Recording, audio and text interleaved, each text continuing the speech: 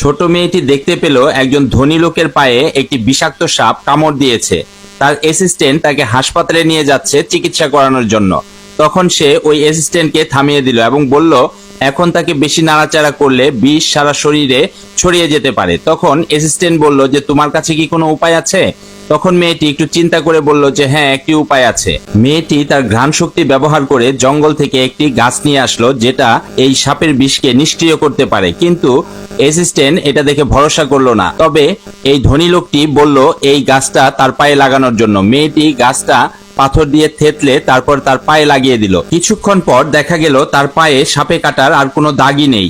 মেয়েটিকে দেখে লোকটির অনেক মায়া হলো এবং সে যখন জানতে পারলো মেয়েটি ছোটবেলা থেকেই পরিবার থেকে বিচ্ছিন্ন, তখন সে সিদ্ধান্ত নিল তাকে তার বাসায় নিয়ে যাবে। মহিলাটি যখন সব ঘটনা জানতে পারলো তখন সেও এই মেয়েটাকে অনেক আপন করে নিল। দুই ভাইও মেয়েটিকে অনেক পছন্দ করলো। বড় ভাই তো তখনই মেয়েটিকে তাদের কোম্পানিতে নিয়ে গেল, কিন্তু কোম্পানিতে একটা সমস্যা দেখা দিল।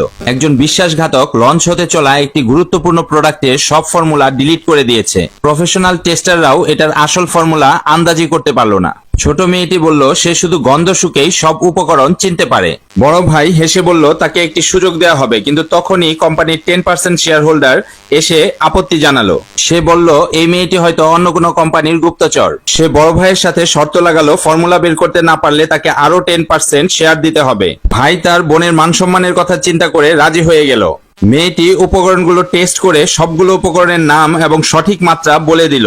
ভাই ঘোষণা দিল যে শেয়ার হোল্ডার হেরে গেছে আর শেয়ার হোল্ডারের নামের 10% শেয়ার তার বোনকে দিয়ে দেওয়ার ঘোষণা দিল।